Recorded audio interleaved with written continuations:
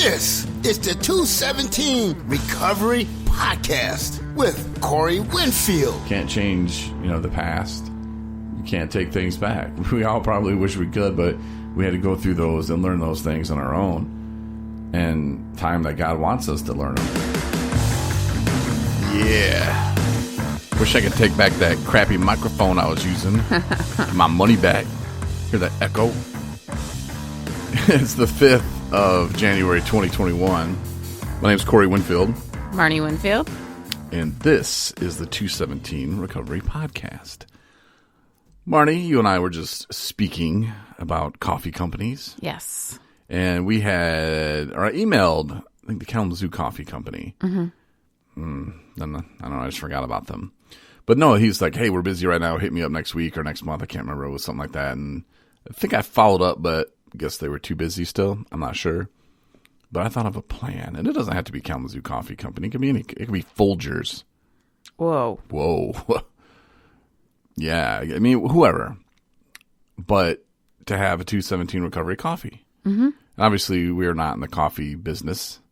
Like, if we were going to sell coffee beans, we would buy them in bulk from Whole Foods or wherever, Costco, big old garbage bags full, and we would have to empty them into little brown bags that we would have to do by hand. That's how we would do coffee beans. And we ain't got time for that.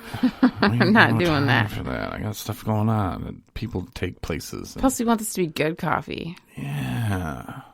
Not just cool looking. And so, like, if we partner with somebody like Kalamazoo Coffee Company, they could make the coffee. We would get like $1 or whatever, they sell it for. If they would want to come off $1 for every bag or something, hey, that's cool, man. Help us raise some funds, donation money. And then I got to thinking, we can do it right now. Matter of fact, this would actually help us. If you're an artist or know someone who can draw, because we need a cool bag. We can't just throw the logo on it. Like, the logo will be on the bag, but like a cool, and look at Kalamazoo Coffee Company. They have some pretty cool designs on their coffee bags. Yeah. But something like that, if you're an artist, can draw, know someone who can, pass this along to them. Like, design like a cool coffee bag for us. Mm-hmm. And then if we take them like 3 or 4 ideas and say, look, man, we already did the work for you. Slap that baby on the bag, put it in the store. Let's go. Yeah. And, then we actually, before we even do that, we could have people vote. Like, if we had like 4 or 5 like really good ones, and people in recovery are talented as hell. Yes. I've met so many people who can draw. It's insane. But have people vote and vote it out, and tell them, hey, look at all this promotion you're going to get. We're going to be talking about your coffee. Mm-hmm. And their coffee really is good too, Kalamazoo Coffee Company. But I mean, there's 2, I think, here in Traverse City. Mm-hmm. Or maybe 3.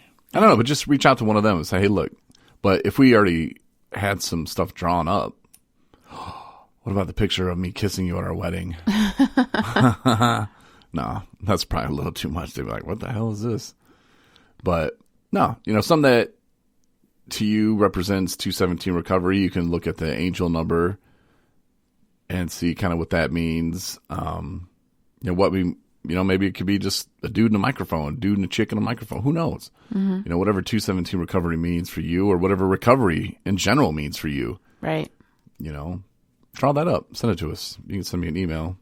I think it'd be great. Mm-hmm. Corey, 217recovery.com. Let the creativity flow. Yeah. There's your challenge for the day. Oh, you can't draw?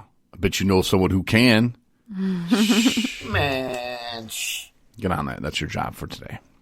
Now, listen as we talk about recovery stuff. Just kidding. No, today was fun for me. I had a couple Zoom meetings I had to attend. Mm-hmm. I did one earlier. There's a place here in Traverse City called The Porch. And when they started it, it was like a place for like people to go hang out, have recovery meetings, like a little coffee lounge area or whatever. And then COVID. Yeah. Shut it down. Kind of shut it down. I mean, it's a good idea, people in recovery to go hang out, safe spot, talk some recovery and do some 13th stepping. Just kidding. Oh my God. I can't believe you said that. I'm just saying, guys, be careful of that. Women are after us. But yeah, so I was in that meeting today. That was okay. And I don't talk much in the meetings. Like you would think I would. But that's the problem because I know once I start, I don't shut up. So it's like I hold back, and then it's like time to share it. I'm like, But I just try to sit back and just listen to what people have to say. You know, if somebody wants my advice, they can ask for it. And kind of the same thing. I got voted into a board tonight. I'm on a board. Yes, you are. Congratulations on that. Official. Yeah, the Community Recovery Alliance, which is out of Petoskey, which is very cool. You know, they're doing really good things. And I wanted to share so bad at the end because they were talking about the new laws here in Michigan that Whitmer is putting through and signed and whatever. And it makes it a little easier for people who've been convicted, especially of drug offenses, you know, to kind of get help, whatever. But they were talking about how they like the system, I'll just do air quotes, likes to punish people. Right. You know, for your drinking, we're going to punish you. And on both meetings, that issue got brought up, you know, about punishing people. And we'll teach them a lesson. They'll never drink again. Go to jail for a year. Okay, that's not doing anything but wasting time. Right. That whole year, you could have been helping this person. But instead, you just put them in the cell to teach them a lesson. Get the rope. Let's go. Drag him behind the horse. Teach him a lesson. So they're changing that now? God, we need to. That's so stupid. But when they were talking about that kind of stuff, I wanted to talk about what I was told about the Charlevoix County jail and what they do to young kids, man. They're 18 years old. If they come in and they say they got busted with meth or heroin or whatever, nope, they're going to put them in prison. We'll teach them a lesson. Because I know a guy who knows a guy who knows a guy. And the guy's in there. And he's like, yeah, man. He's like, if they sentence you to anything less than a year, you can do it there in the county. Okay. Still not the best place in the world, but, you know, yeah. A little bit better than being sent off to prison. And so they sentence these people, these kids, to a year and 1 day. Just to teach them a lesson. Go to prison, boy. Like who does this shit anymore? Like, I want to just throw things. I hate it.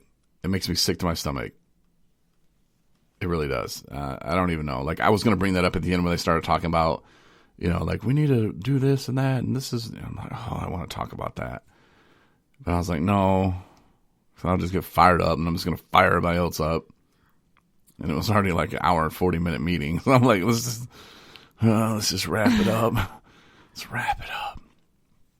But no, it was cool, though, being on a board and hearing what other people had to say and, you know, some good goings-ons, as they say down south, is happening up north in Michigan. So I'm proud. I'm excited for where the actual recovery as a whole is going. Mm-hmm. I like it. That was a long meeting. I know. It could have been longer if I'd opened my big mouth. But I didn't, because I knew better. See, those are the things, like, the old me, the drinking me. Well, first of all, drinking me wouldn't have been on that. Wouldn't have been invited to be on the board. Right. But, no, like, I'd call you to tell you something you didn't even care about. And then be like, what do you think about that? And then I'd fight you about it. No, it's not what I meant. Oh, I'm sure I was a joy. My mom brought up when we got married, like, I think it was the day after our wedding. We went and we saw her. And she had brought up something about she still had videos or photos or something of me when I was drunk. Yeah. And I was like, yeah, keep that because we could use it for the movie. And you were like, oh, hell no. Yeah. No, I refuse. I was like, no, I don't ever want to see those. Mm-mm. No. But what if it's for the movie? I'd really have to I don't think so. No. Yeah. I mean, there's plenty of movies or video clips of people that are, anonymous that we could use. It doesn't have to be you. I really don't care to see that. I don't even want to look at old stuff of me. I don't even like old pictures of me that, you know what I mean? Yeah, I saw some. I was like, of me. Mm-hmm. And of you. Mm-hmm. It tells me when I take that down. Yeah. But, yeah, I see what you're saying, though. Like, I wouldn't want to see videos of you being all trashed. Right. I'd be like, ooh. Not that I would think any less of you now. It's just, that's not who you are. Exactly. And even though that was you at that moment in time, but still, that wasn't who you are. Mm-hmm. You know, when the addiction takes over, you know, like that becomes this side person, or what's the word I'm trying to use? It's like an alter ego. Yeah, but it's not really. It's more of a evil twin. Right. Is that an alter ego? Yes. No, it's not. I don't think that's the same thing. Anyway. Yeah. So the evil twin isn't really who you are. Yeah. It's just somebody that's just pretending. Mm-hmm. I mean, some of the stuff when I find myself like being brought into memories in like a storytelling kind of way because of certain situations you're asked about or you can relate to or whatever. And I find myself just in disbelief, like that's really who I was. And then I can't even finish the story half the time. I'm like, never mind. It's not going there. You know, because that's not who I am today. And what's the point of reliving all that crap? You know? Don't do it. You know what I don't miss? Waking up, wondering why my side hurts. Seeing bruises, like, oh, I must have fell again. Yeah. Uh-huh. They just, and plus, oh, yeah. Yeah, I don't miss that at all. Loving the good life. Your day was busy, hectic? Yeah. My day was exhausting. It was kind of like, it was really chopped up, you know, throughout the day, starting early and ended late. But there was like intermittent times where I was like, there was stuff I could be doing or should be doing. But then I was like mentally preparing myself for the next thing. And so it was just a long day. I was worn out. And plus, I worked through the holidays, you know, so I'm just kind of like, I need some me time. So you've been like doing the opposite of what I've been doing. It is, though. It's frustrating. I mean, you know, like you put your all into things you believe in and things that are your responsibilities, and that's good, you know. And I'm proud to be able to say I could do that, you know, today. But it's like there comes a time where you just need to like put your feet up. Mm-hmm. And it's like a mental thing more than anything else. Yeah. Yeah. My problem is, and you probably can see and probably can say it before I even do, I don't make lists anymore. Like, I tell people to make lists. I know I need to make a list, but then I don't make a list. You make like mental lists. I know, but see, that's bad. Well, then we need to start. Like, say I have a calendar and I just wrote stuff on it, like it helps, but it's not a list. You know, like I can write stuff down all day, but I'm not going to look over. My calendar's over there on that side of the desk, and I don't know. I just forget about it. Mm-hmm. But then I'll start with like, okay, well, what I'm going to do today, and then we've talked about this many times where I just open an email, and next thing you know, day's gone. Yeah. But you are productive, so that's the... Am I? I don't know. Are you? I'm not here, so... I don't think so. Like today I was looking at all kinds of grants, and I don't know. There's a couple that I think are promising, and that could be a lot of fun, actually. And some things that we could actually do and start for the recovery community here in Northern Michigan. But I don't know what I'm doing. And it's going to take a lot of work, which is it's like exciting fun almost. Like where radio was when I first got into radio. Like, I didn't know what the hell I was doing. It was like exciting fun, like to learn, but also like I was hitting buttons as a board op because that's how I started. And like these people were out doing a live broadcast. Like if I hit the wrong button, it would turn them off. Or if I wasn't paying attention, you know, like there's a lot that I could have screwed up that hundreds of people would have heard, probably thousands really, and I was in control of that. You know, there was something that was like, but I don't know what I'm doing. It was exciting. Kind of, that's the same thing I'm going through here now. I'm like reading stuff going, no idea what that means, but sounds fun. Should probably have someone else look at this. But I don't know. We'll get through it, I think. And just pushing ourselves. My friend Chelsea today sent me a message. She's like, I had to leave my job. It was too much. I was thinking about using, and I don't know exactly what she did at her job, but she said it was very physically demanding, and she's like, this makes me want to use. And opiates were her choice. So, yeah, you know, that's, she's like, did I do the right thing? Yeah. Yeah, no question. You did. That is a very common thing that people will acknowledge and bring to my attention. Like, I don't think I can handle this job, you know, and I'm just 100% support the decisions, because when it comes down to it, that's what you need to do. And I say this all the time, but you need to put your recovery first so the things that you love, you know, don't come last. And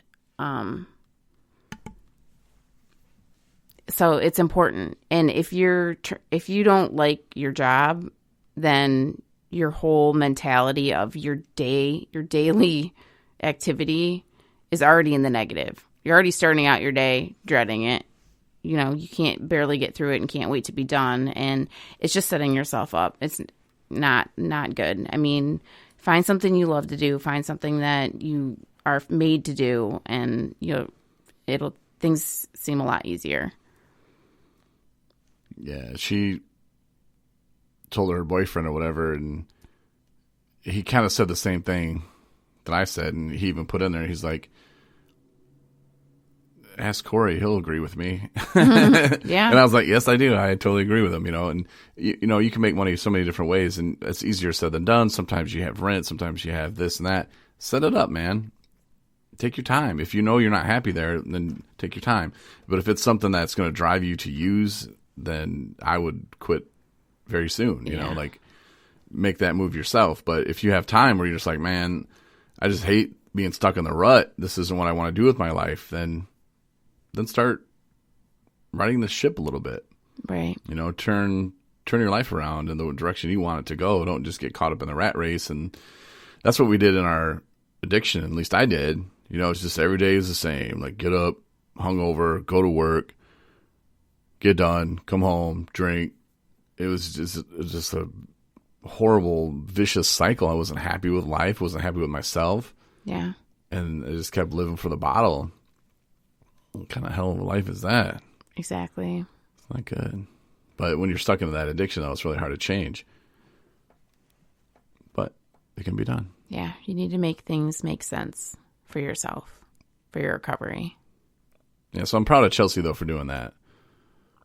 Absolutely. You know, she was like, yeah. And I told her, I was like, plus college is starting soon. Like, don't worry about it. Like, you know, get your, like, her things where she wants to move up to northern Michigan, but I guess she got some things that she needs to do with her fines or, you know, something like that. And then school. And then she's like, move to Michigan or move up north or whatever, but in northern Michigan. And I was like, you know, just put the brakes on that. You know, like, at least you have a list of things that you want to do, but don't worry about the things you can't control. Because some other stuff on their list were like, oh, but this will do that and this will do that. And it's like, well, you don't know that just yet, you know, like, I don't know. It was other personal stuff, but I don't want to put her on blast here on the podcast, so I'm trying to like dance around it. But, you know, things that you can't control, you know, just leave those alone. Yeah. You know, they haven't happened yet. Right. You know, so just work on number 1, number 2. And you get to 3, but yeah, I'm proud of her, though, for walking away from that. Mm-hmm. She said she watched our wedding video. Aww. Oh, no, she said she listened to our podcast about the wedding video. Oh, okay. I was like, okay, sweet. But yeah, our wedding video is up if you missed that somehow. Mm-hmm. It's not hidden on our website anywhere. It's right there. There you go. 217recovery.com/wedding. Mm-hmm. If you want to check it out, it's really cool. I like it. It turned out really good. You did a great job. It was fun. Well, send us the drawings or design for a coffee bag. Yeah, we love that. And if you kind of need some inspiration, just check out Kalamazoo Coffee Company. Maybe it's .com. I don't know. Just like Google search their bags or something. And yeah, we'll send it away. And that way you can start buying our 217 Recovery coffee. That'd be awesome. In the store. And that way, we could really help people with transportation. There's a lot of people that reach out to us. And man, I've helped people. You've helped people. It came out of our pocket, which I don't mind, but I'm not rich. Mm-hmm. So, the donations that do come in, if a guy or a female, needs a ride, it's like, hey, I'm in this horrible situation. I need to get out of here. I need to ride somewhere. Not that we're going to be Ubering people to the store or anything, but if they need to go to treatment or something like that, and we get a call, because there's a lot of people who call us, third parties and counselors and other people that don't have access to we'll approve that for funding.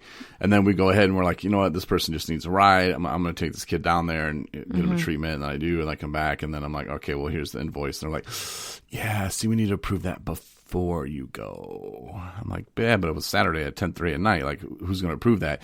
Yeah, well, that's just how it has to go.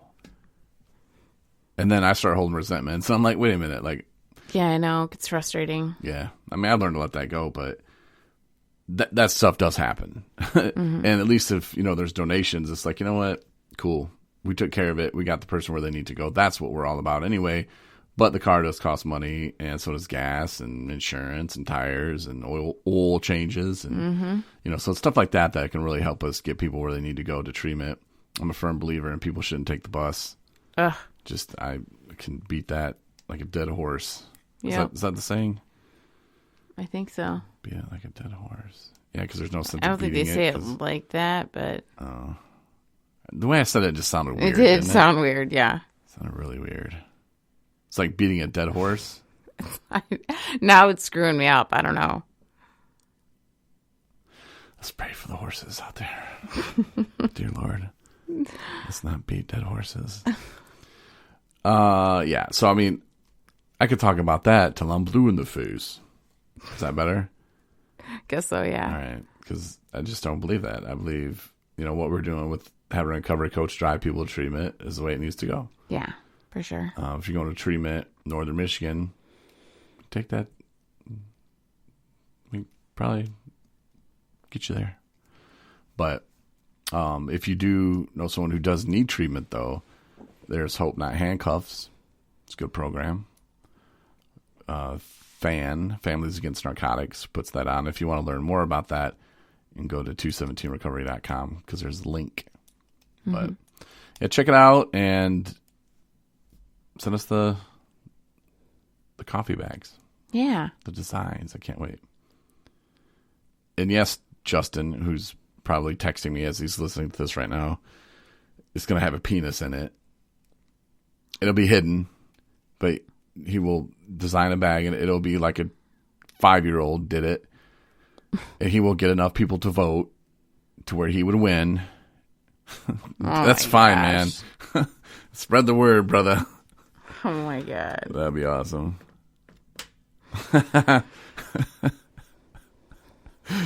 Oh, Lord. This could be interesting and scary. Yeah. Now I want to draw something. I'm going to hide penises in it. Just kidding. Oh, my God. I might. But anyway, yeah, thanks for listening. We will be back on Thursday for another podcast. So thanks for listening, and have a good rest of your week. Thanks, everybody. Good night. See ya.